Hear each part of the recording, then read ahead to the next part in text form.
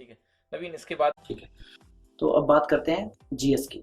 GS बहुत ही vast है, बहुत सारे सब्जेक्ट हैं उसमें, फिजिक्स, केमिस्ट्री, बायो, हिस्ट्री, पता नहीं और क्या है, बट स्कोर बहुत कम, 50 मार्क्स का, मतलब आउट ऑफ 700 ओनली 50 मार्क्स। तो कितना टाइम इन्वेस्ट करना है, ये बहुत बड़ा क्वेश्चन सबके दिमाग में रहता है, और इतना आसानी से जीएस याद भी नहीं होती जो बात है। तो सबको प्रॉब्लम रहता है, और मैं सच बोलूँ तो मुझे भी काफ़ी प्रॉब्लम इसमें होता था कि इसको कैसे पढ़ा जाए।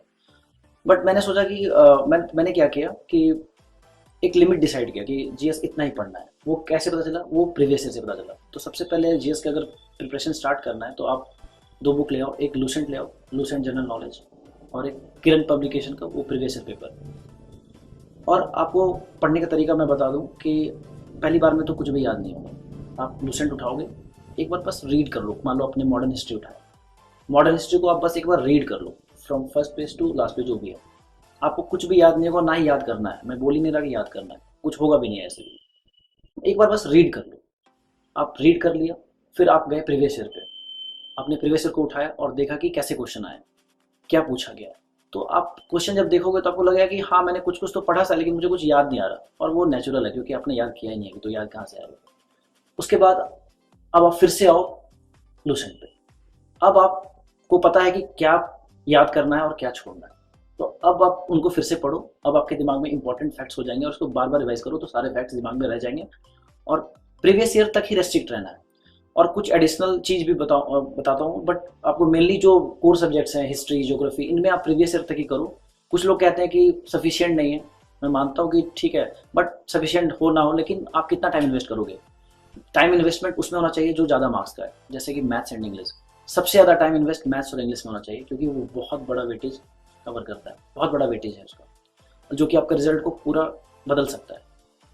तो इसलिए इसमें रेस्ट्रिक्ट आपको प्रीवियस ईयर बताएगा कि आपको कहाँ पे रुकना है।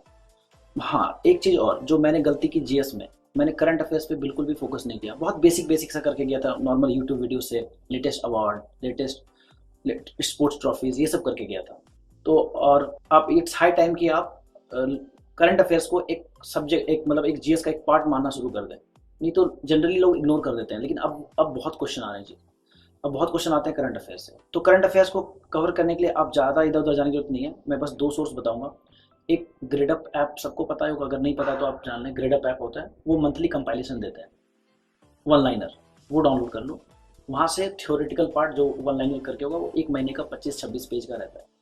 यहाँ से थ्योरी पढ़ लो, और जीके टुडे ऐप आता है, उसमें कुछ सेक्शन में चले जाओ, और हर महीने में करीब 250-260 क्वेश्चन होंगे।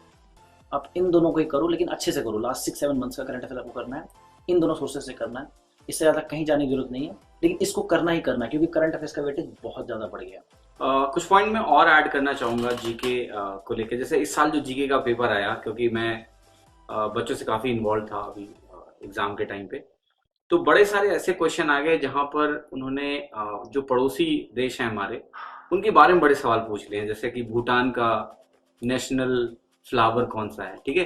तो काफ़ी वेग क्वेश्चन कौशिक इस बार सुने, मैं अपने शायद इस बार के एग्जाम के रिव्यूज इतने नहीं सुने होंगे। तो जीएस का ये इनका बिल्कुल सही है कहना कौशिक का कि बहुत वेग है, मतलब you can not prepare everything in GS.